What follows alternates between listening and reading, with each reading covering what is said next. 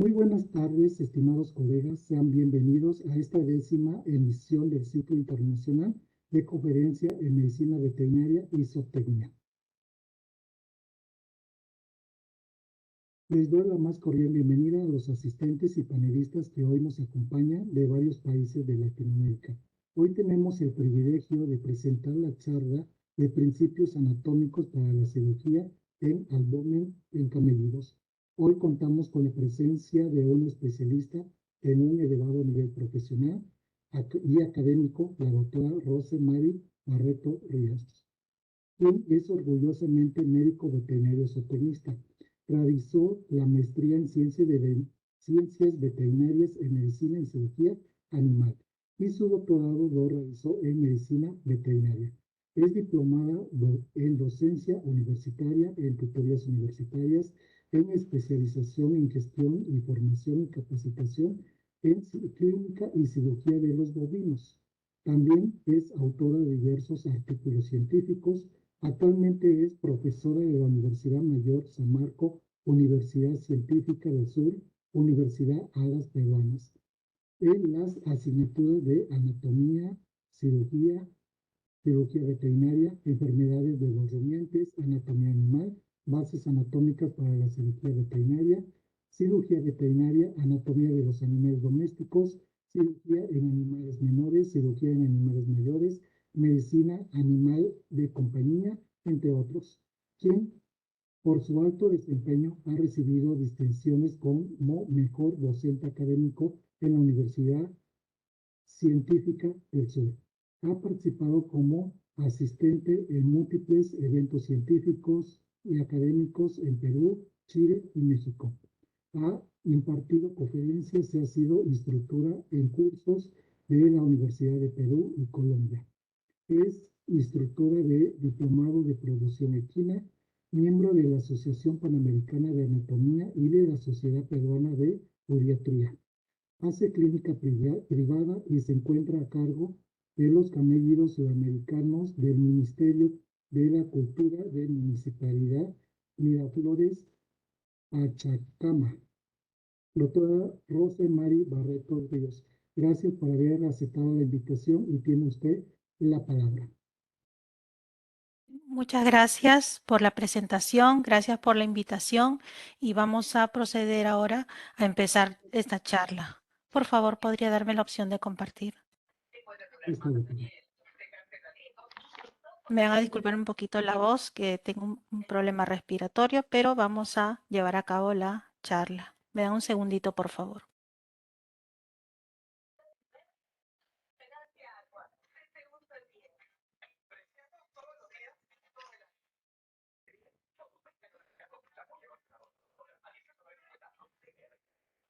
¿Me pueden confirmar si pueden visualizar correctamente la diapositiva, por favor?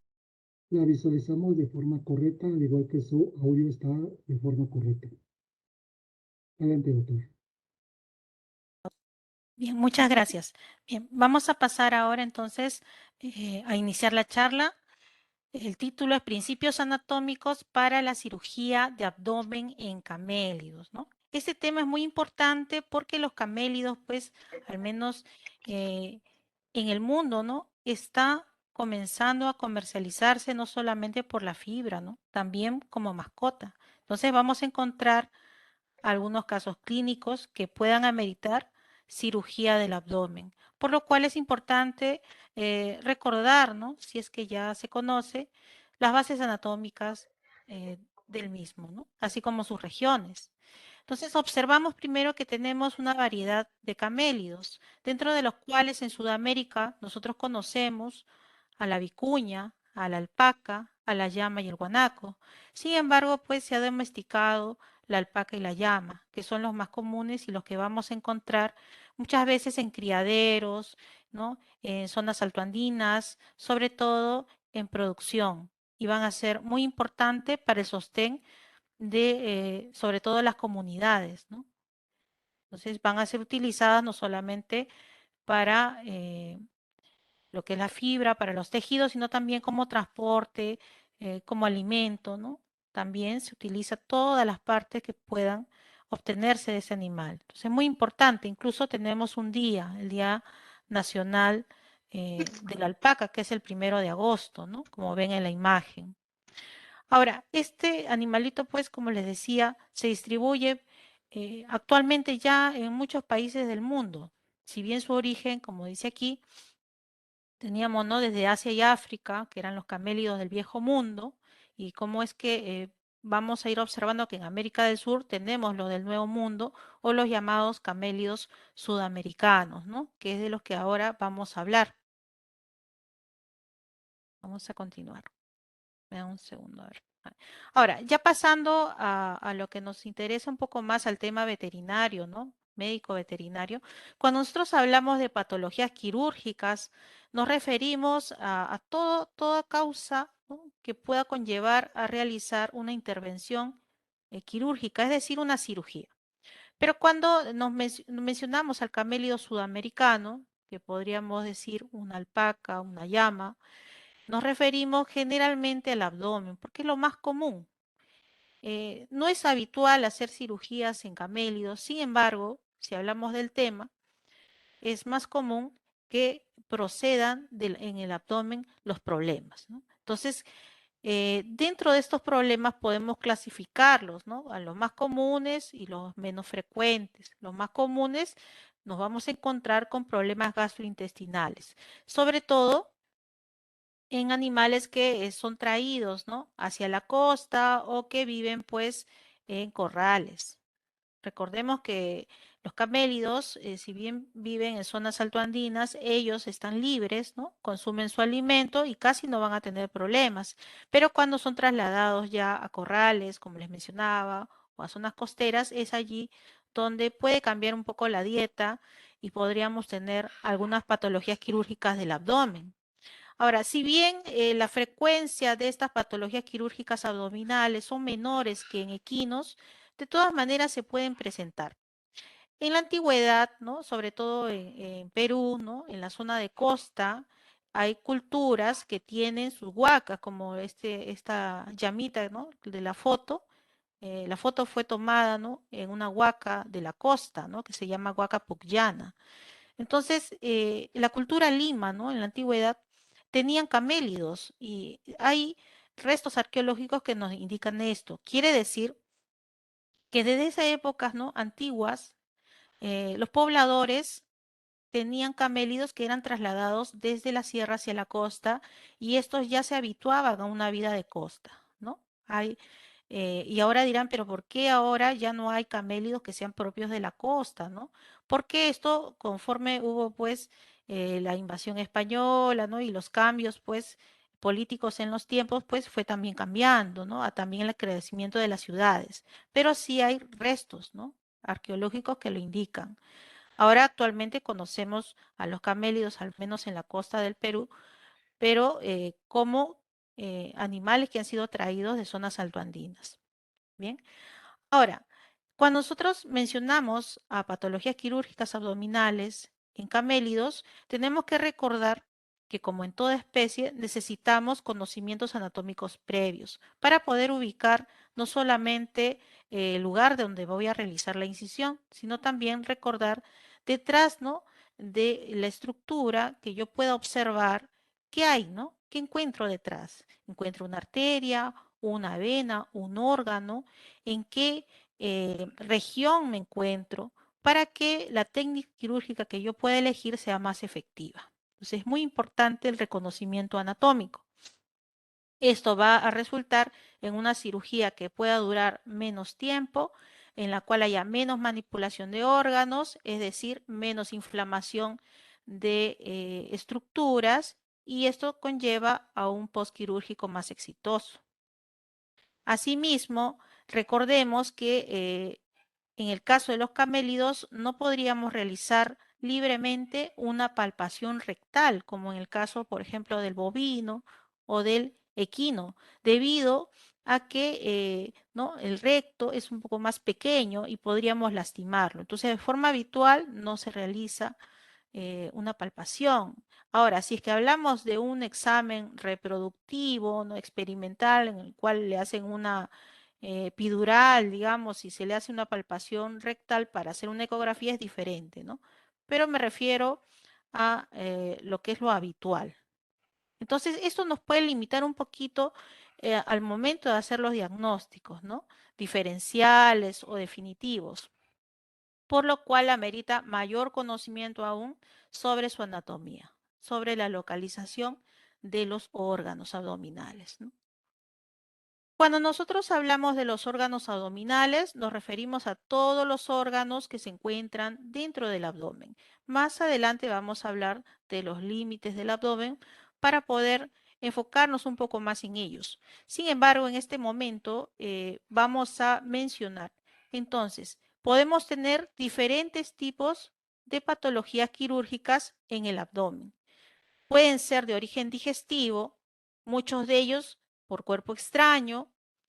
Estos pueden dar origen a diversas alteraciones. Podemos tener obstrucción a nivel de los compartimentos, a nivel de los esfínteres, a nivel del intestino y su luz. Es decir, en cualquier lugar podemos encontrar obstrucción, pero va a ser más común a nivel de la luz que sea de menor diámetro.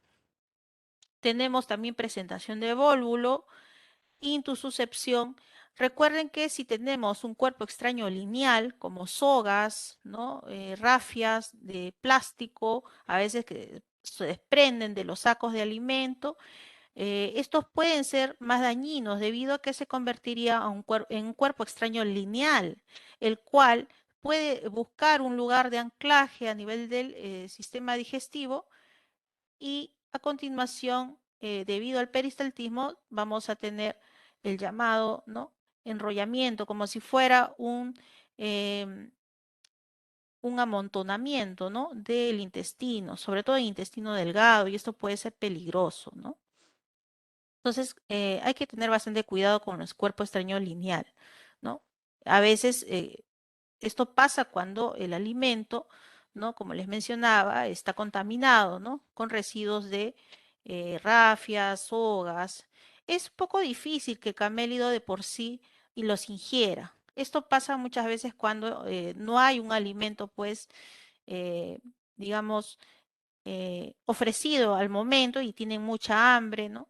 Y le damos el alimento y está contaminado, o pues cuando el animal está muy estresado, ¿no? Y empieza a morder lo que encuentre, lo que hay cerca, ¿no? Y puede ser ingerir piedras pequeñas o también han dejado, digamos, pedazos de residuos, ¿no? De sacos o sogas amarradas por ahí y el animal va a ir masticándolas, va a ir jalándolas y puede ingerirlas, ¿no? Más por aburrimiento. Ahora, en lo que es impacción, puede ser debido también a la humedad, ¿no? Falta de esta, aunque luego vamos a hablar un poquito más sobre este tema, que es interesante en el camélido, pero depende también de la calidad, ¿no? Del alimento. Generalmente, cuando ellos pues viven libremente, se alimentan, como les decía, ¿no? De plantas regionales, ¿no? Como el lichu, y ellos pues tienen bastante resistencia, ¿no? A este tipo de alimento que es muy fibroso y es duro.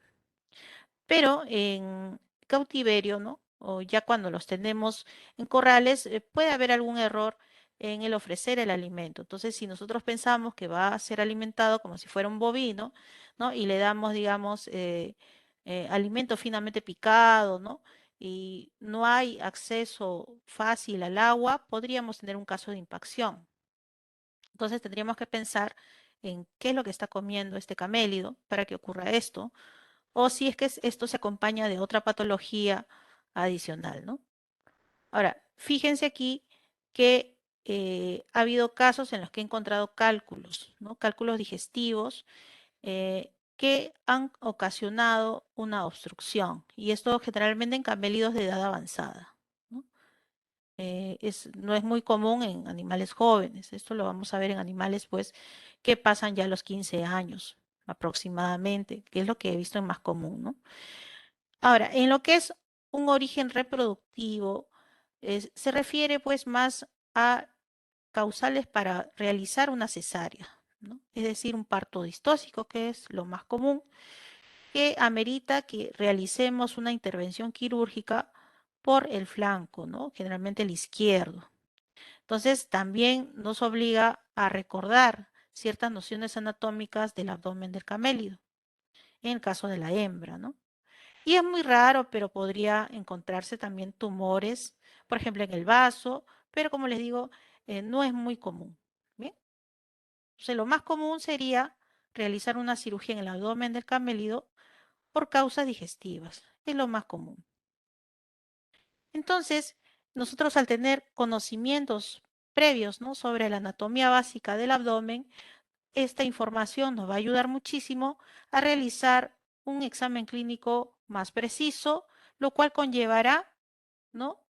Adicionalmente a mi observación, a mi anamnesis, ¿no? A todos los datos que pueda recoger, a llegar al final a un diagnóstico, lo cual terminará quizás en un tratamiento quirúrgico.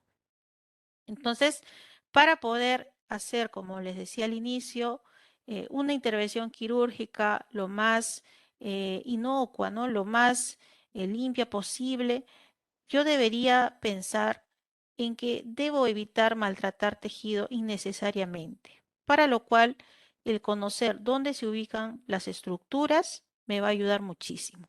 Además, pues, de los principios quirúrgicos básicos, ¿no? Como la asepsia, la antisepsia, el tener materiales adecuados y todo lo demás, ¿no? Y pensar también en el posquirúrgico. Entonces sería importante eso también. Entonces vamos a empezar ahora ya habiendo hecho un preámbulo. Ahora sí vamos a continuar con nuestra charla, ¿no? Lo que nos interesaba, que es la anatomía del abdomen del camélido sudamericano. Las bases anatómicas que me puedan ayudar en una cirugía de abdomen, ¿no? Ese es nuestro objetivo del día de hoy. Entonces recordemos que el abdomen, el abdomen es una porción, ¿no?, del tronco comprendida entre el tórax y la pelvis. Es decir, tiene límites anatómicos. Hacia craneal voy a tener como límite el músculo diafragma, ¿no? Tiene límites laterales también, que serían los bordes costales de las costillas. Hacia dorsal voy a encontrar las vértebras lumbares, ¿no? Y hacia caudal pues tendré el ingreso de la pelvis. Entonces vamos a encontrar en esta cavidad, ¿no?, que es forma ovoide, como dice aquí, comprimida en sus caras laterales, voy a encontrar órganos del sistema, ¿no?, urogenital y también digestivo, ¿no? Para que se entienda mejor, se hace generalmente una división en cuadrantes del abdomen. Aquí estamos viendo, por ejemplo, una vista en la figura que está abajo.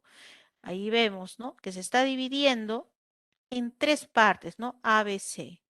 ¿Qué sería el epigastrio, el mesogastrio y el hipogastrio? Cuando hablamos del epigastrio, nos referimos, ¿no?, a la zona central, que es la región sifoidea, ¿no?, y hacia las zonas laterales, derecha e izquierda, que le llamamos el hipocondrio. Cuando hablamos del mesogastrio, estamos dividiendo también en tres partes: la zona central, que sería la región umbilical, y las laterales cuando hablamos de las regiones abdominales o laterales, que sería derecha e izquierda. Y la última porción, que es la más caudal, sería la hipogastrio, que sería el centro, la región púbica, y hacia laterales la región inguinal. Entonces, esta división nos puede ayudar a ubicar en cuadrantes con mayor facilidad, ¿no?, los órganos. Entonces, generalmente, a nivel del epigastrio, voy a tener órganos como el estómago, ¿no?, más hacia craneal, el hígado, ¿no?, hacia lateral el vaso, y que limita con el mesogastrio. Y vamos a encontrar a nivel del mesogastrio generalmente los intestinos, y también podríamos encontrar hacia lateral parte ya de los riñones, y hacia lo que es el hipogastrio, lo que es la vejiga y parte también de los órganos reproductivos, ¿no? En caso de la hembra, sobre todo, vamos a tener en cuenta, porque habíamos hablado de la gestación, ¿no? aunque en ambos, ¿no? En hembra y macho, vamos a encontrarlo a nivel del hipogastrio. Entonces es importante hacer esta división, no solamente en una vista ventral, sino también lateral, como vemos en la figura de arriba. Porque en los animales como el camélido, cuando hacemos diagnósticos y hacemos pues un examen directo, ¿no?, del animal, dentro de nuestro examen semiológico, hacemos a veces una palpación y auscultación de los flancos, ¿no? En este caso, estaríamos hablando de parte del mesogastrio y también estaríamos hablando parte del epigastrio, ¿no?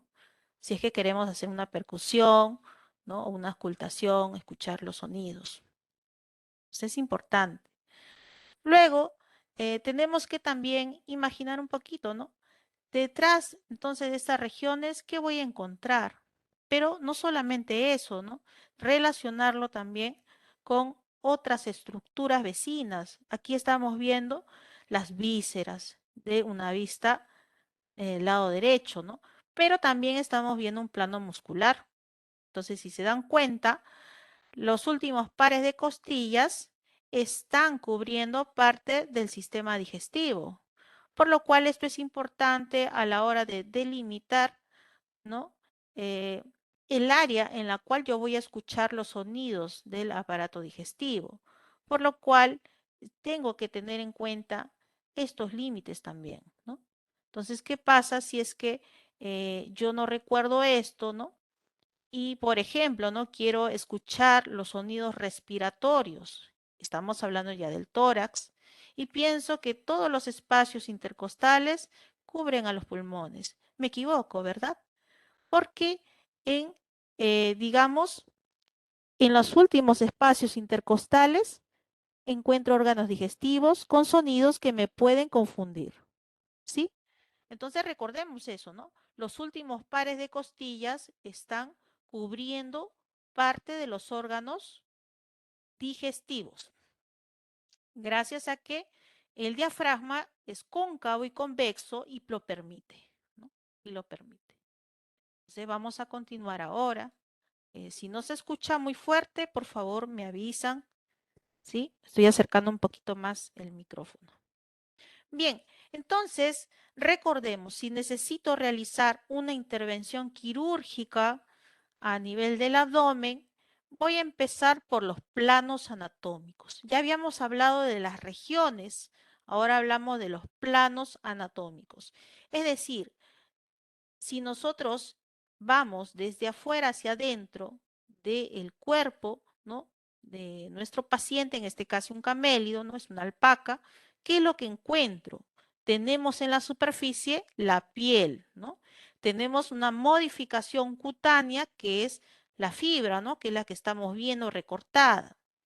Debajo de la piel vamos a encontrar una fascia externa superficial que en el caso del camélido se confunde, ¿no?, porque van juntas con lo que es el músculo cutáneo del tronco. Quiere decir que cuando yo hago una incisión a nivel de la pared del abdomen, inmediatamente me puedo encontrar con una fascia externa superficial y con el músculo cutáneo del tronco, porque es tan delgada esta fascia, es tan escasa que se entremezclan ambos.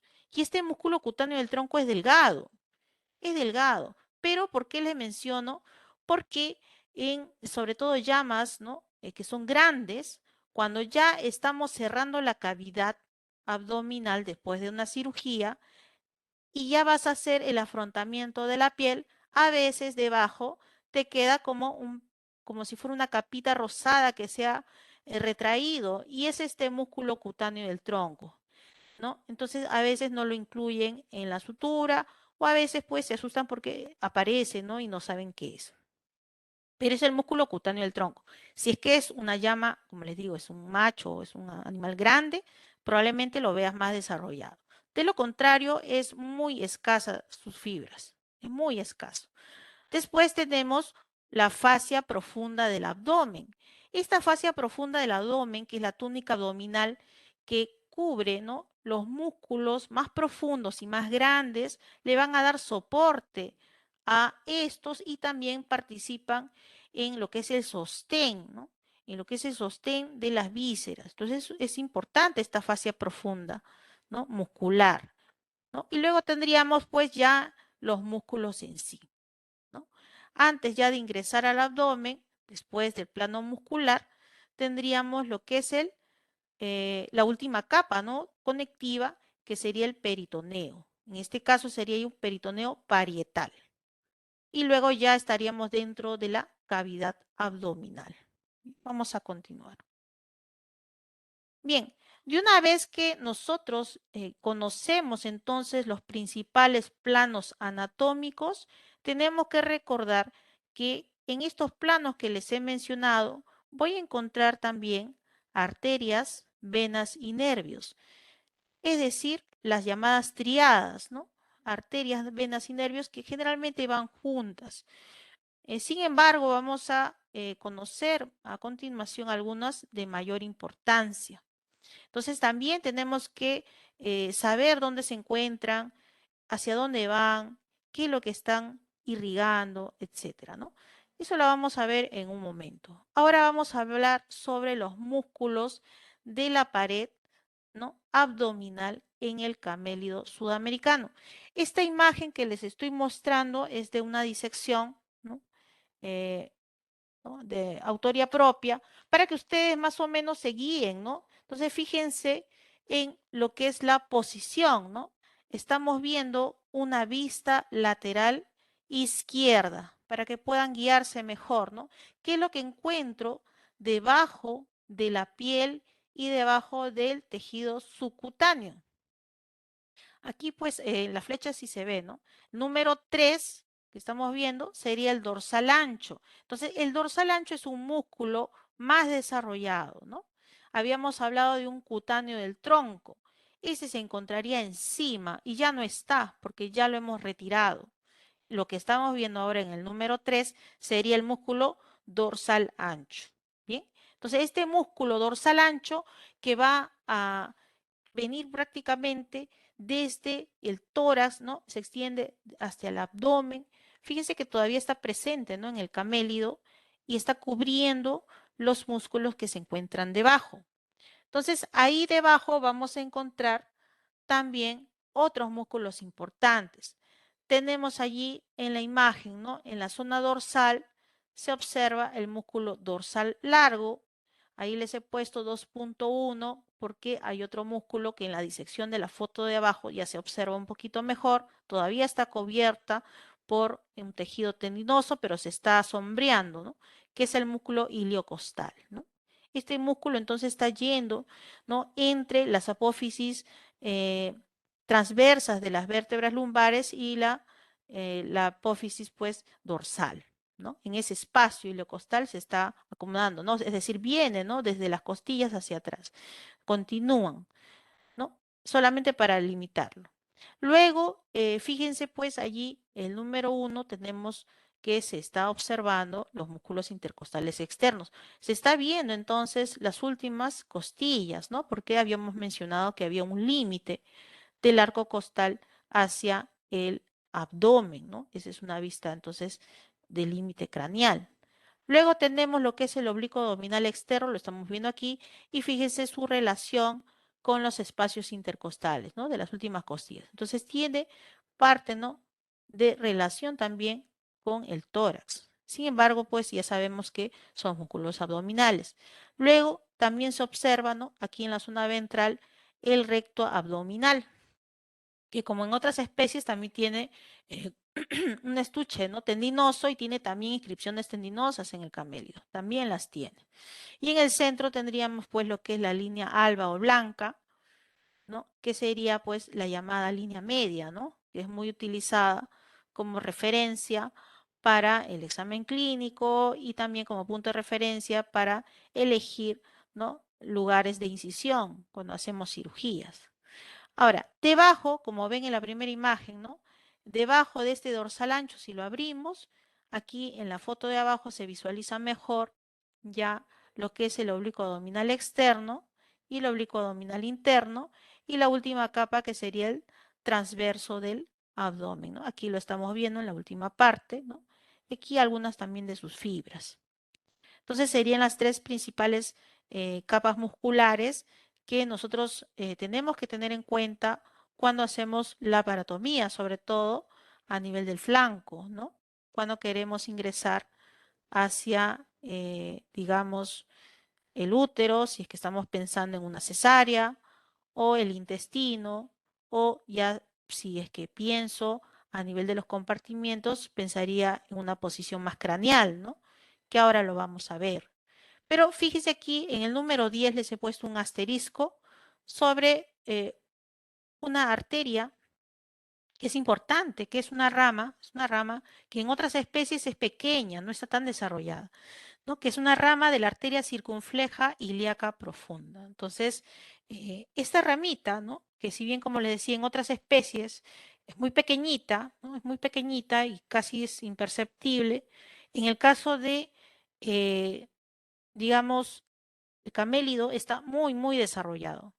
Entonces, en otras especies podemos saber, ¿no? Que puede originar estas ramas, lo que son arterias que van hacia la glándula mamaria, ¿no?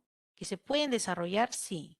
Pero en el caso del camélido, ¿no? Cruza de forma lateral y puede ser un problema cuando se hace una incisión por el flanco, porque va a haber un sangrado muy profuso. Entonces, hay que recordar que existe y ahora la vamos a ver y viene acompañada de su vena, ¿no? De una vena que tiene el mismo nombre. Entonces son dos vasos importantes que tengo que saber entonces dónde se encuentran. Esta vista que estamos viendo ahora es de la línea media, ¿no? Y cómo es que en la zona ventral podemos ver los órganos abdominales, ¿no? Prácticamente se visualiza un poco más, ¿no? El primer compartimiento que es el más grande, ¿no? Pero luego lo vamos a ver mejor. Esta es una vista lateral entonces de lo que hemos estado hablando hace un momento para poder entender mucho mejor cómo es que estos músculos se encuentran ubicados uno detrás de otro y también van a ser límites, ¿no? Para nosotros hacer cualquier tipo de laparotomía. ¿Bien? Entonces recordemos entonces que estos músculos que se ubican en el plano lateral y ventral del abdomen van a ser importantes porque sostienen las vísceras que se encuentran dentro del abdomen. Entonces los músculos que encontramos a nivel del plano dorsal serían el iliocostal, el dorsal largo, no lo he mencionado, pero está también el multífido y los llamados intertransversarios o intertransversos lumbares. Y voy a encontrar los músculos que he mencionado hace un momento, que sería el oblicuo abdominal externo, ¿no? Que es el más superficial, que lo voy a encontrar en las regiones hipocondriacas, abdominal lateral, umbilical, inguinal, y que llegaba, les mencionaba, hacia las regiones, ¿no? Costales, pero en la zona ventral también hacia parte external del tórax, ¿no? Entonces, este músculo es importante porque si bien se extiende desde la quinta costilla hacia los huesos coxales, su porción muscular, ¿no? Es desarrollada, ¿no? En el camélido es desarrollada. Si bien no podemos compararla con el bovino, en el cual es mucho más desarrollado, de todas maneras en estos animales pues sí es importante, ¿no? Y se va a fusionar con la aponeurosis ventral del músculo oblicuo abdominal interno que está debajo. Ahora, recordemos que aquí también se encuentra presente la lámina externa de la vaina del músculo recto del abdomen. Se le había mencionado que formaba un estuche, ¿no? Que lo cubre. Entonces, este estuche también tiene relación con la lámina interna que viene del transverso abdominal, ¿no? Y también encontramos lo que les mencionaba, que eran las inscripciones tendinosas, que son unas pequeñas líneas blancas, ¿no? Que discurren sobre este músculo, ¿no? El recto del abdomen. Entonces son músculos muy importantes, ¿no? El oblicuo abdominal interno estaba debajo. ¿Cómo me doy cuenta que está allí? Porque la dirección de sus fibras, entonces son contrarias, ¿no? Sería del sentido cráneo-ventral y sería la segunda capa muscular importante lateral del abdomen. Porque habíamos mencionado que las anteriores eran más delgaditas, ¿no? La del cutáneo, pues prácticamente cuando nosotros hacemos una disección, a veces se queda pegado debajo de la piel. Y luego teníamos la del músculo cutáneo del tronco que le llamamos, ¿no? Que es el dorsal ancho. Pero los más importantes entonces sería el oblicuo abdominal externo, luego el oblicuo abdominal interno, ¿sí? que también es carnoso, que tiene una buena, entonces, porción de fibras musculares, y también lo encuentro en la porción lateral del abdomen. Tiene también una porción aponeurótica en la zona dorsal y ventral, y estas se van a adherir, ¿no?, a una fascia toracolumbar. Entonces sí es importante porque le da fuerza al sostén de los órganos abdominales y forma parte de la lámina externa de la vaina del músculo recto del abdomen. Entonces esta poneurosis ventral de este músculo también se va hacia la región inguinal y forma parte del anillo inguinal interno, que cuando nosotros pensamos en el anillo inguinal externo, y ambos van a formar el llamado canal inguinal. Entonces, la presencia de estos músculos es muy importante, ¿no? Y cuando hablamos entonces también de este músculo, recordemos que estamos hablando de las regiones laterales y también las inguinales. ¿Sí? Entonces, fíjense que tiene relación, ¿no? Cuando nosotros hablamos de todos estos músculos, tienen relación unos con otros. Entonces, cuando hacemos una incisión, ¿no?, a nivel de la pared del abdomen, nosotros no es que vamos a incidir sin saber qué es lo que estamos incidiendo, ¿no? Ya sabemos cuáles son los planos anatómicos y ya sabemos qué capas de músculos voy a encontrar, ¿no?, en contacto con el bisturí. Y recordemos al último, que sería el transverso del abdomen. Entonces sería el último, ¿no? Aquí en esta imagen se ve al fondo, ¿no? Un poquito, ¿no?, que está detrás. Y había otra imagen donde se ve más bonito, ¿no? Aquí. Entonces aquí se ve mucho mejor. Ahora, vamos a tener esa información para completar esto, ¿no? Esta foto se ve bien bonita, ¿no? Porque en la número 6 ya estamos viendo el transverso del abdomen. Y fíjense en la dirección de las fibras, ¿no? Es diferente, ¿no? Es un músculo, lo que es el transverso del abdomen, más delgado, un poquito más delgado que los anteriores, ¿no? Y sería pues la capa profunda de la pared lateral del abdomen. Fíjense que las fibras vienen paralelas, ¿no? Paralelas al medio, mira, vienen paralelas, ahí la estamos viendo. Bien, con respecto al plano longitudinal medio, entonces son fibras paralelas, ¿no? Vienen de dorsal hacia ventral, ahí lo estoy viendo. Entonces tiene también una porción aponeurótica, una porción dorsal que se va a unir hacia la capa profunda de la fascia toracolumbar, y tiene otra también capa aponeurótica en la zona ventral, que tiene relación con el músculo recto del abdomen. Forma parte de ese estuche, ¿no?, de esa vaina que lo va a cubrir. Entonces, por la ubicación, tiene relación con la región hipocondriaca, también con la llamada, ¿no?, inguinal, ¿no?, y púbica. Hacia la parte más craneal también podríamos considerar, como vemos aquí, el límite del borde costal. Ahí lo estamos viendo. Entonces tiene relación también con la región costal y hacia el cifoides, ¿no? También.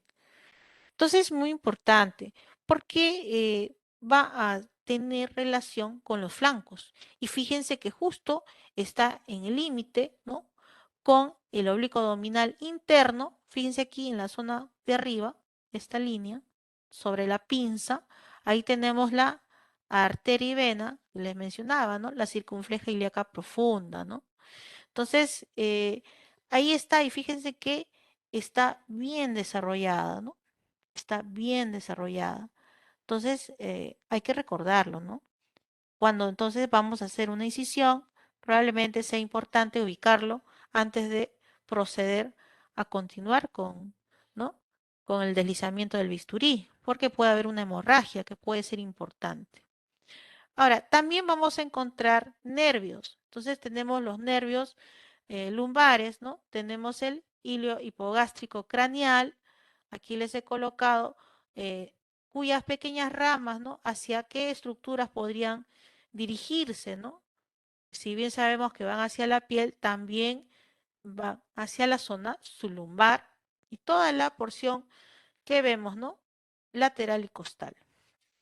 L2, que sería el hilo hipogástrico caudal, ¿no?, que se dirige también hacia toda la pared, pero también tiene relación con la piel y los músculos sublumbares. Tenemos L3, que es el hilo inguinal, ¿no?, hacia el oblicuo abdominal interno. el L4, que es el génito femoral, que ya va más hacia caudal, se está dirigiendo hacia el prepucio y el escroto en caso del macho. Y tenemos L5, que sería el femoral, que sería el último, que va hacia la región lateral del muslo. Entonces, esta información es interesante e importante cuando queremos hacer bloqueos regionales o bloqueos locales con anestésicos locales, que pueden ser, digamos, acompañamiento de una sedación, ¿no? Para hacer alguna intervención quirúrgica, ¿no? Entonces también es interesante conocer la ubicación de estos nervios. Bien, aquí está entonces lo que habíamos mencionado, ¿no? Que era una arteria importante, ¿no? Habíamos mencionado hace un momento y la vamos a ver nuevamente, ¿no? Aquí está, ¿no? Donde está el asterisco, la rama de la arteria circunfleja ilíaca profunda. Entonces, aquí hay una flecha donde podemos ver cómo es que esta imagen es de un equino, ¿no? Pero en el caso del camélido, cómo se dirige un poquito más dorsal y lateralizado, ¿no? Entre el músculo oblicuo abdominal interno, ¿no? Y limita con lo que es el recto, ¿no es cierto? Aunque el recto está un poco más lejos, sería el transverso, ya que está detrás. Entonces, ese límite que me daría esa, digamos, ubicación, ¿no? Que estaría en una zona lateralizada del abdomen, casi en la zona media lateral. Voy a encontrar, y no es solamente una rama, tiene ramas pequeñitas que van incluso hasta la superficie, es decir, pasan a través de los músculos hacia la superficie. Quiere decir que entonces no voy a pensar en encontrar solo una rama, puedo encontrar también sus ramitas. ¿Qué es lo que puedo hacer cuando hago una incisión lateral? Entonces voy haciendo mi incisión con cuidado, ¿no? Y si encuentro un vasito, lo ligo y sigo avanzando, ¿no? Se van a dar cuenta al momento de hacer la incisión. Recuerden que como está más profundo, al momento de hacer la incisión en digamos, en la capa más externa, que sería el dorsal ancho y lo que es el oblicuo abdominal externo, ahí de repente encuentro unas pequeñas ramas, pero entre el límite del dorsal digamos, el oblicuo abdominal externo e interno, entre ambos, sobre todo, ahí voy a visualizarlo mejor, ¿no? Cuando ya estoy acercándome ya, ¿no? Al transverso del abdomen. Ahí ya me estoy acercando totalmente a este vaso. Y ahí tendría que tener más cuidado, ¿no? Probablemente ligarlo antes de continuar. De lo contrario, va a haber una hemorragia. Ese sería un limitante, ¿no? Entre comillas, ¿no? Si es que deseo hacer una laparotomía costal en los camélidos. Pero si ya sé dónde está el vaso, lo ubico, lo puedo ligar, no voy a tener más problemas. Entonces, de una vez que ya hemos reconocido las principales estructuras que limitan el abdomen, vamos a hacer un breve reconocimiento de los órganos abdominales. Encontramos aquí entonces, ¿no? Los órganos digestivos y también parte del urogenital. Entonces, fíjense que hay diferencias en el lado, una vista izquierda y una vista derecha, ¿no? Ahí lo estamos viendo, ¿no? Que se asoma el segundo compartimiento y también el primero hacia el lado izquierdo. Y hacia el lado derecho, además, vamos a encontrar también el tercero, ¿no? Se va a visualizar un poquito más el tercero. Y también vamos a encontrar para el lado derecho, ¿no? Parte del intestino delgado que se está, ¿no? Asomando hacia el flanco y tenemos, ¿no? Que recordar la presencia de los riñones en ambos lados. Bien, vamos a continuar. Y ahora sí nos vamos a enfocar un poquito más en órganos digestivos, ¿no? Entonces tenemos que en el camélido antiguamente se dividía en más compartimientos, ¿no? Pero actualmente pues se dice que son tres, llamados C1, C2 y C3. C1 a su vez se divide en dos sáculos, ¿no? Tenemos como una especie de dos sáculos eh, que va a ocupar pues esta porción, ¿no? Lateral hacia la vista izquierda. Y si vemos allí, le podemos incluso subdividir, ¿no? En llamado saco craneal y un saco caudal, ¿no? Entonces fíjense que tenemos dos pequeñas saculaciones, ¿no?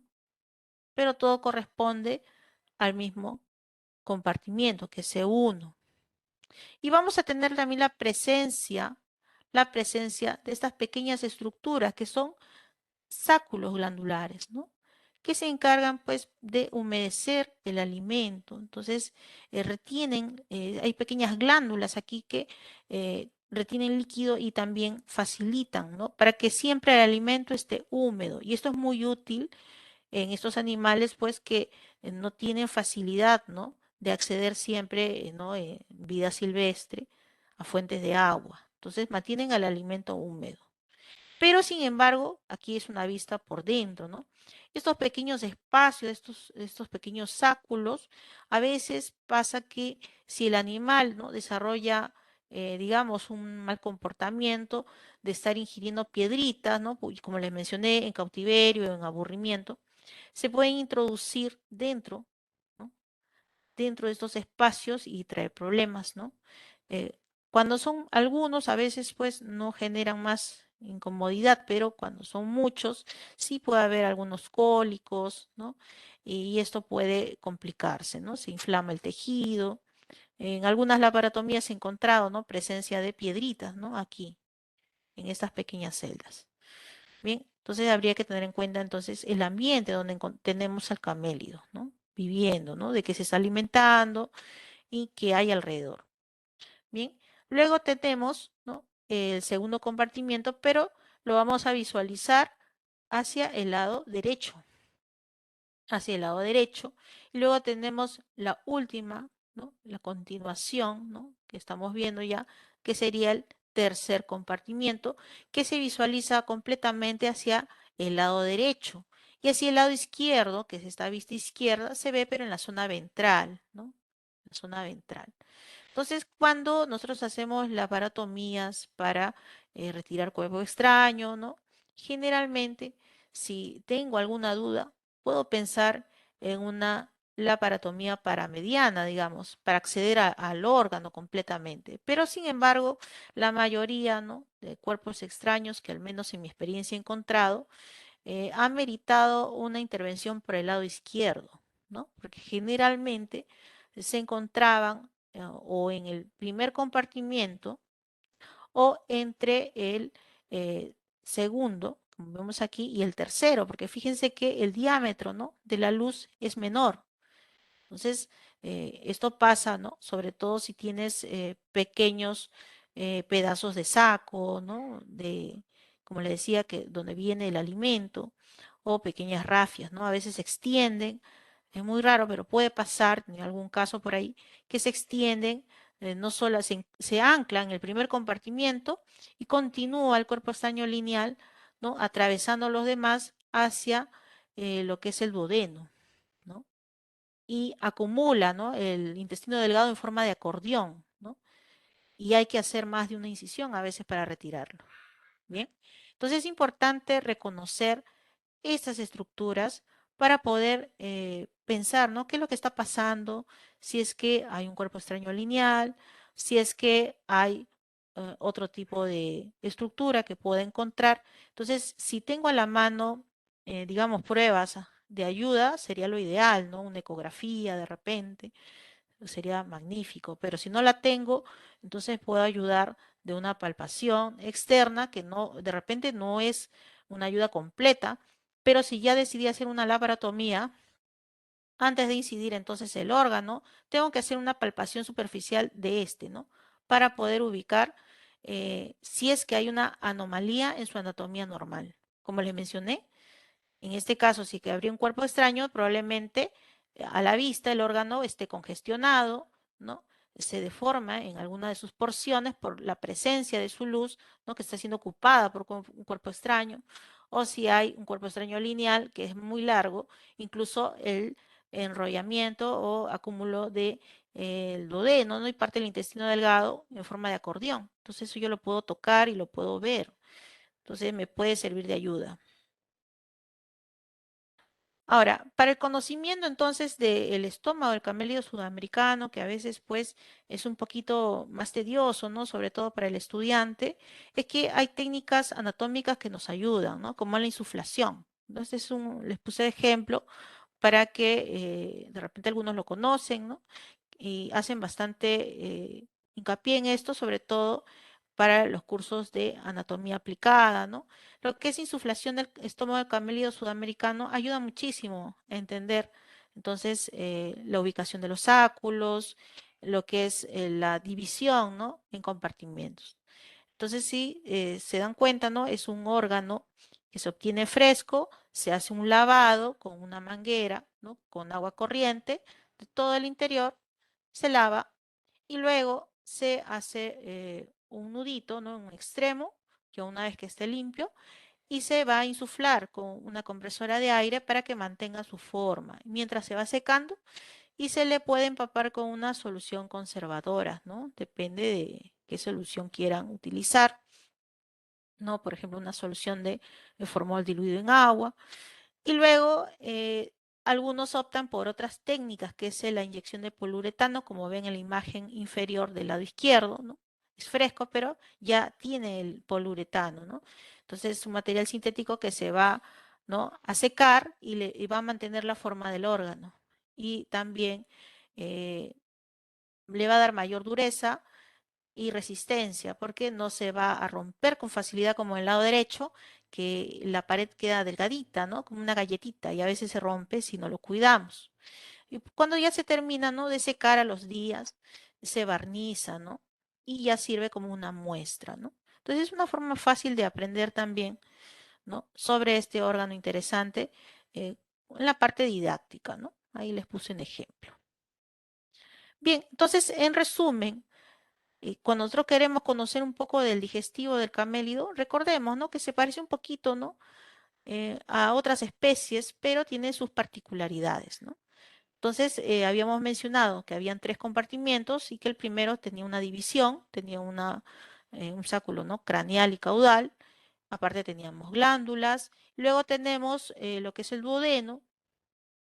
Luego tenemos pues también lo que es el yeyuno, pero fíjense que tiene, ¿no? Aparte del ilion, ya lo cuando hablamos del intestino grueso, tiene esa forma de espiral, ¿no? Esa ansa. Entonces, eso también es interesante porque cuando hacemos laparotomías lo vamos a encontrar y nos sirve de guía para nuestro examen ya dentro de la cirugía, ¿no? De qué es lo que estoy palpando, dónde se encuentra si es que hay un cuerpo extraño, ¿no? Sobre todo si es que hablamos del digestivo.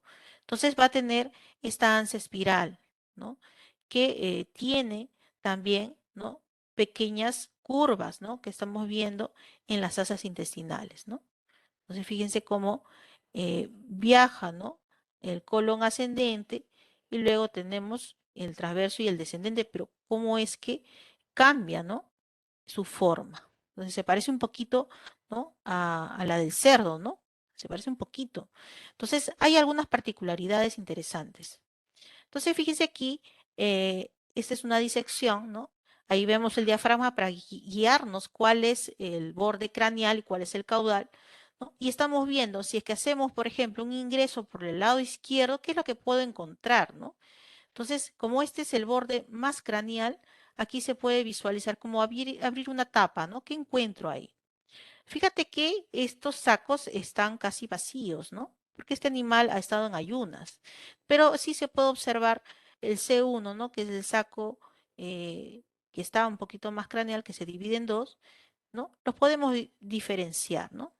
Y vemos el C3, ¿no? El C2 está hacia el otro lado, hacia el lado derecho, por eso no lo estamos viendo. Y también estamos observando parte del yeyuno y del colon mayor, ¿no? La asa espiral que habíamos mencionado.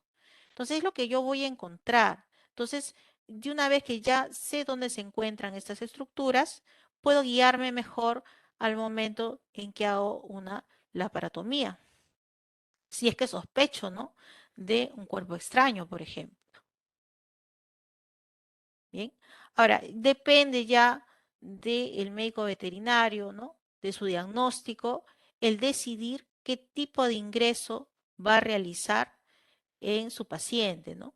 Si va a optar por una laparotomía por el flanco, ventral, entonces va a depender de cada condición y también de su experiencia. Pero en camélidos, ¿no? Como les mencionaba, es muy común hacer laparotomías por el lado izquierdo. Y ya cuando hablamos de casos clínicos, ¿no? Por ejemplo, aquí hay algunas fotos de algunos casos clínicos que he tenido. La mayoría, como les menciono, es por cuerpo extraño, al menos aquí en Lima, Perú, ¿no? Que son animales que generalmente pues son traídos como mascotas o para lugares tipo granjas, ¿no? De recreamiento. Entonces, a veces consumen pues residuos que no deberían, ¿no? Entonces, depende del examen clínico, qué tipo de intervención vamos a realizar. Allí les he colocado algunas dosis, pero pueden optar por otros fármacos. En mi experiencia, al menos silacina en el país es barato, ¿no? Al 2% y es de fácil, pues, acceso, ¿no? Y tiene una buena respuesta, ¿no? Al menos en camélidos, así que me permite hacer una sedación y un bloqueo local con lidocaína al 2%. Por eso les he colocado ahí. Pero si optas por una anestesia general en la cual, por ejemplo, incluyes ketamina y silacina, también lo puedes hacer. Ahí les dejé algunas dosis. Pero a veces no es necesario porque obtienes una buena respuesta con silacina y un bloqueo local. Entonces, a veces no es necesario hacer una anestesia general, ¿no? O sea, no lo ameritaría, ¿no? Por el tiempo, ¿no? De recuperación, el manejo, al menos para mí, en mi experiencia, como les menciono, me es muy práctico utilizar silacina, ya sea endovenoso o intramuscular, y se acompaña de un bloqueo regional o local, ¿no? Y se puede trabajar muy bien. Allí vemos entonces, después de hacer tu examen clínico, decides qué protocolo utilizar. Obviamente estamos pensando adicional a este protocolo modelo que les he puesto, de varias opciones, estamos pensando que tenemos que cubrir los requerimientos también de analgesia, ¿no? En la premedicación y también el uso de un antibiótico. Allí hay que tener cuidado porque los aminoglucósidos pueden ser tóxicos para los camélidos en mayor proporción que en otras especies. Hay que tener cuidado con ese detalle. Y pues fíjense, ¿no? Después del acceso, por ejemplo, en la segunda foto, ¿no? Es una vía endovenosa, ¿no? De un sedante se procede vía local, como en la tercera foto, un anestésico local. Ya en la cirugía se examina el órgano antes de incidir sobre él, ¿no? Primero examinamos, hacemos una palpación de los órganos abdominales antes de hacer la incisión. Y después de terminada la técnica quirúrgica, tenemos que recordar los planos anatómicos que se habían mencionado y reconstituirlos, ¿no? Eh, no hay que olvidarnos entonces de eso, reconstituir los planos anatómicos. Partimos otra vez de lo profundo hacia lo superficial. Entonces tendríamos el peritoneo parietal, tendríamos, ¿qué más? Tendríamos los músculos abdominales, ¿no? Los que habíamos mencionado, ¿no? Y luego ya pensamos en la piel. A nivel del subcutáneo, en el camélido, no voy a encontrar, pues, como le mencionaba, una fascia abundante, como por ejemplo, de repente podría encontrarlo en el equino, en el bovino, es mucho más escasa todavía. Entonces, no siempre me va a permitir hacer un afrontamiento subdérmico, ¿no? Como yo quisiera, no siempre va a pasar. Y a veces el afrontamiento, ¿no? De la piel te va a ayudar, ¿no? A que no sea esto necesario. Entonces, cuando tú haces tu incisión inicial, trata de no abrir mucho espacio en el subcutáneo para que no quede espacio muerto al momento de reconstituir los planos, porque muchas veces, si todavía el camélido es pequeño, no vamos a tener mucho espacio subcutáneo, ¿no? De donde sostenernos si queremos hacer un afrontamiento subdérmico. ¿Bien? ¿Qué más? Y luego no olvidar los cuidados postquirúrgicos. Ahora, si es que yo hago una incisión, por ejemplo, a nivel de línea media, si bien el sostén tendinoso es fuerte, ¿no? No me va a permitir por la escasez de fibra muscular, que no es tan densa como en otras especies, ¿no? Solamente atravesar, digamos, las fascias musculares, ¿no? Voy a tener que atravesar prácticamente todo el plano. Pero como les mencioné, es bastante tejido tendinoso y es fuerte. Bien. Es muy importante el cuidado postquirúrgico. Estas son algunas muestras, ¿no? De algunos cuerpos extraños que he encontrado. He encontrado de todo en realidad, hasta residuos de telas, ¿no? Pero estos que me llamó más la atención, ¿no? Son cálculos digestivos, ¿no? En animales que tenían más de 25 años de edad. Obviamente son animalitos pues que han vivido en cautiverio, pero a pesar de que han tenido una buena vida, entre comillas, se ha encontrado, ¿no? También residuos de piedras, ¿no? Fíjense, ese pedazo parece de plástico. Podemos encontrar muchas cosas, ¿no? Y también, si es que hablamos del aparato reproductor, no es común, pero podemos encontrar, además de algún parto distóxico, otra alteración, ¿no? Como en este caso, que es un prolapso, ¿no? Un prolapso uterino, que es rarísimo, ¿no? Pero esto pasó en una llamita, ¿no? Y se hizo su corrección, ¿no? En la última foto, estamos observando ya después de un mes, se le hizo un examen y pues ya no tenía ningún problema, ¿no? Después de un mes. Bien, entonces, podemos acceder a diferentes técnicas quirúrgicas, pero lo importante es recordar las bases anatómicas, ¿no? Y esas pequeñas particularidades que se ha mencionado en el camélido, ¿no?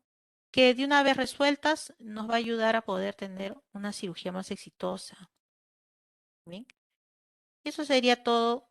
Espero haya sido de su agrado y si tienen alguna duda pueden comentarlo.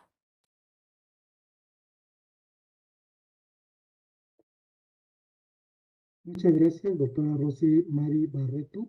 Agradecemos infinitamente esta charla tan interesante que nos acabó de dar y el recordatorio sobre todo de la anatomía que conforme, como no es nuestra especialización, nos vamos olvidando precisamente de algunos puntos anatómicos. Estimados asistentes, ¿existe alguna duda, alguna pregunta para nuestra disertante de esta tarde? Si tuvieran duda, podemos hacerlo de dos formas, a través de lo que viene siendo levantando la mano o escribiendo su duda directamente en el chat de la plataforma. Doctora, el doctor Marco García le hace una felicitación y una charla muy interesante.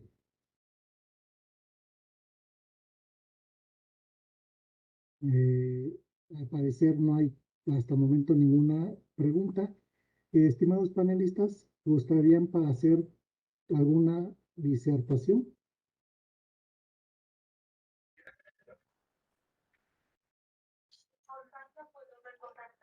Buenas tardes. ¿Puedo hacer una pregunta, doctores? Adelante, doctora Irma.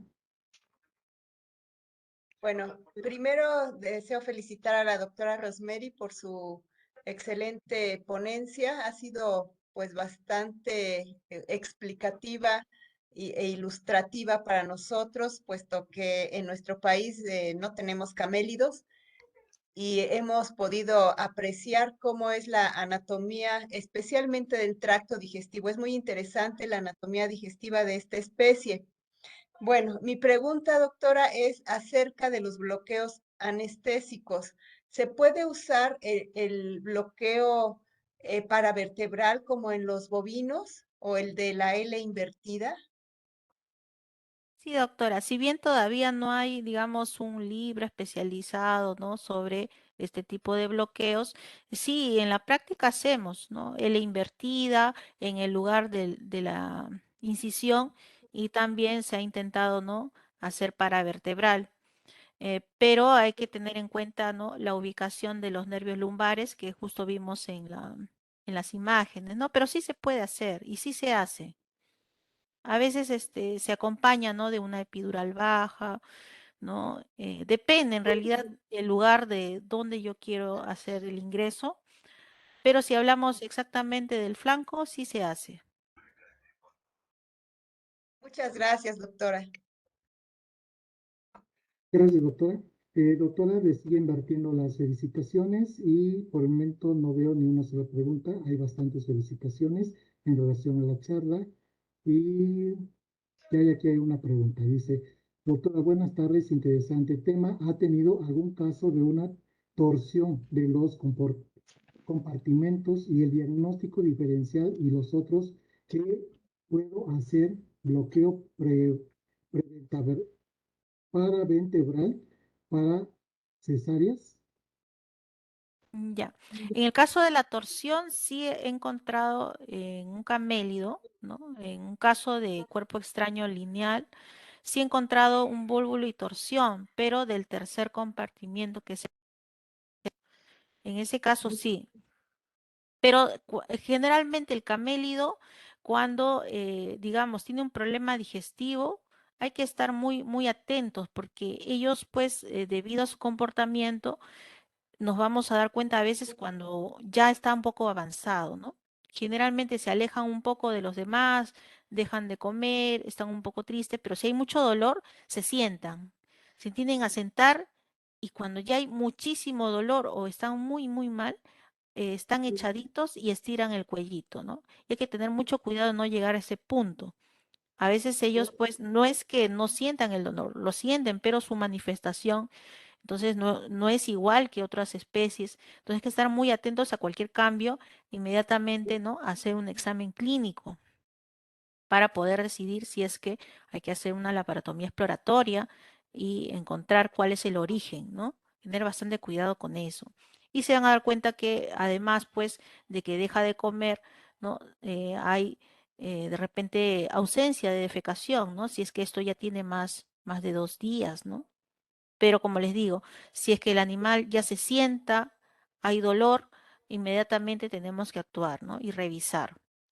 Ahora, en lo que es técnicas para vertebrales, por ejemplo, como mencionó la doctora Irma, generalmente en camélido tomamos de ejemplo los bovinos, ¿no? Y se ha extrapolado un poquito estas técnicas para intentar hacerlas en el camélido.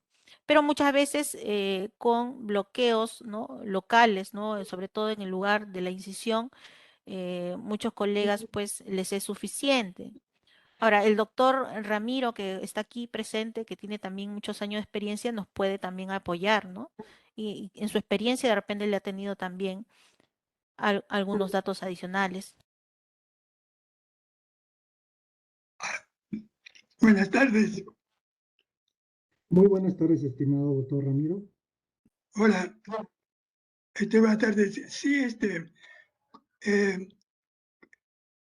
se hace mucho las anestesias que se usan en bovinos.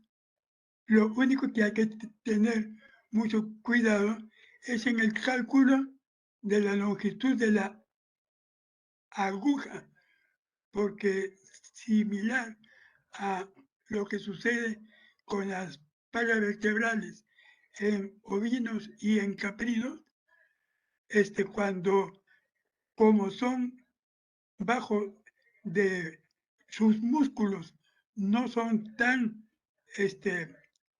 gruesos, la aguja puede pasar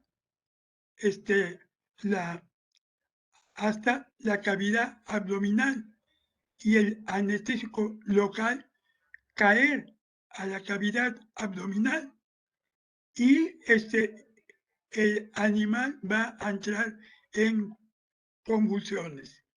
O sea que es importante en las anestesias paravertebrales, especialmente cuando se usa falcuarzo, la longitud de la aguja y hacer un cálculo hasta dónde estamos perforando.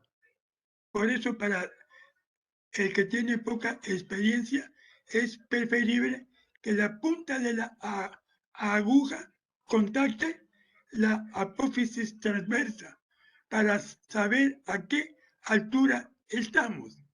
Se corrige y ya se sabe que solamente medio centímetro en estas especies más bajo de la apófisis transversa podemos encontrar los nervios.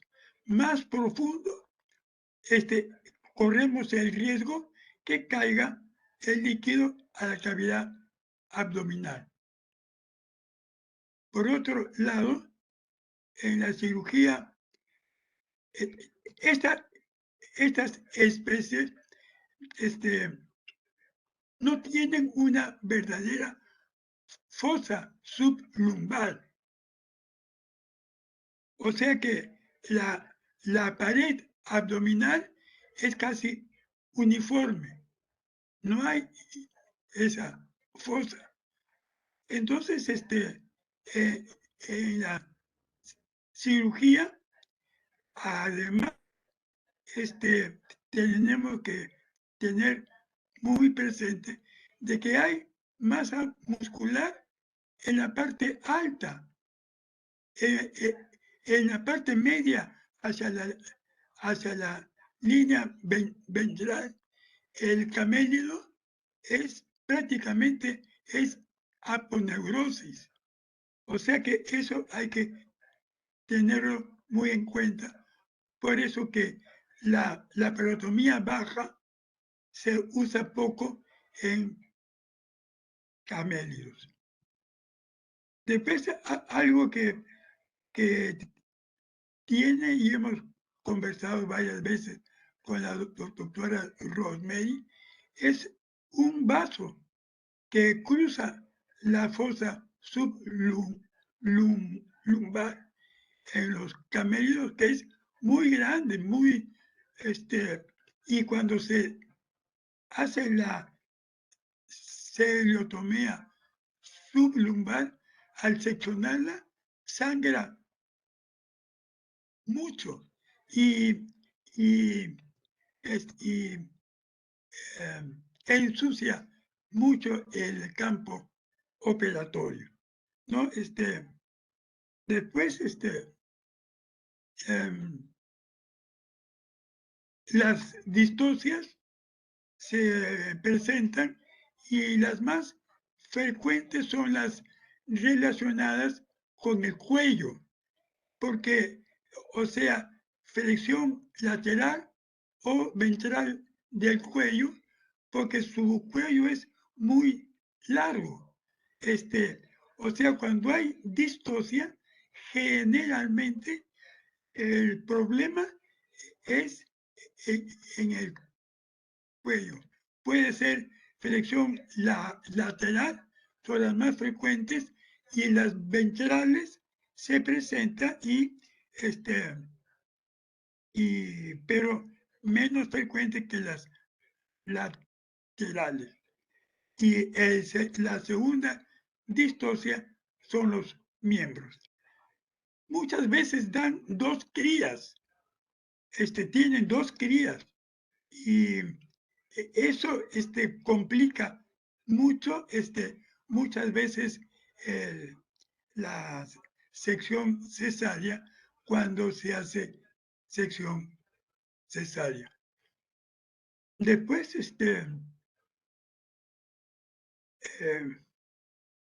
es un animal de que aparentemente es inofensivo, pero tiene reacciones muy rápidas y de defensa que hay que tener cuidado, porque usa las manos, la boca,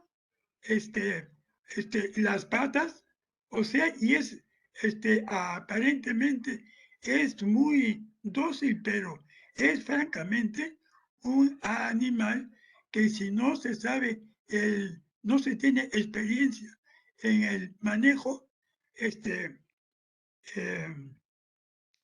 puede llevarse sorpresas. El otro punto relacionado con la cirugía es la inyección endovenosa. La inyección endovenosa no es tan sencillo como en otras especies, y principalmente y vamos a necesitar para cirugía, generalmente vamos a necesitar poner algo en la vena, sea un tranquilizante, sea un anestésico, o sea un suero o alguna medicina, y hay que tener muy en cuenta la anatomía en el cuello del camélido, porque los principales sitios para poner en la vena, hay que tener mucho cuidado porque los dos sitios que se usan es proximal al cuello y distal al cuello. El proximal al cuello, hay que tener en cuenta puntos de referencia, ¿no? ¿Por qué? Porque para no pulsar la carótida. Este es el problema en el camélido, la vecindad de la carótida con la yugular, cosa que no sucede en las otras especies, ¿no?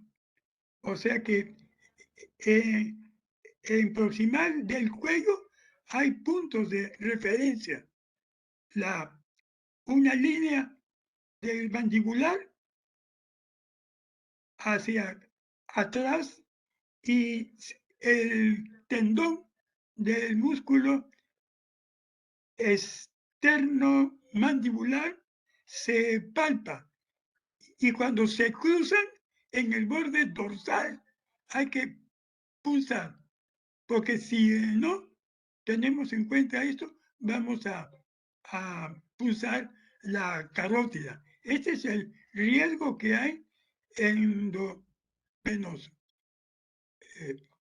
El otro sitio es ventral, casi cerca a la entrada del tórax. Eso es algo que puedo agregar a la magnífica exposición de la doctora Rosemary, que acá en nuestro país atiende varios centros de camélidos importantes, ciertos museos que llamamos museos de sitio, que son importantes acá en Lima. Ella atiende esos establecimientos. Felicitaciones a la doctora Rosemary. Muchas gracias, estimado doctor Ramiro. Estimada doctora Rosemary, te comento que hay más preguntas, pero por tiempo, y disculpen, estimados asistentes, que ya no vemos sus preguntas. A nombre del comité organizador, queremos agradecer infinitamente la charla que nos acabó de impartir y que próximamente esperemos que nos pueda acompañar con otra charla más en su área de especialización. Y bueno, quiero hacer entrega de su constancia de esta charla que en el ciclo internacional de conferencias en medicina veterinaria y zootecnia por su participación en la 10ª conferencia magistral con el tema de principios anatómicos para la cirugía de abdomen en camellidos. Muchísimas gracias, doctora. Enhorabuena por esta gran, excelente explicación y que no es fácil lograr explicar sobre todo los planos anatómicos. Gracias a todos. Estimados asistentes, para aquellos que deseen una constancia de participación por esta charla, les recuerdo que se les puede proporcionar su constancia sin valor curricular únicamente si nos apoyan en contestar una encuesta de satisfacción.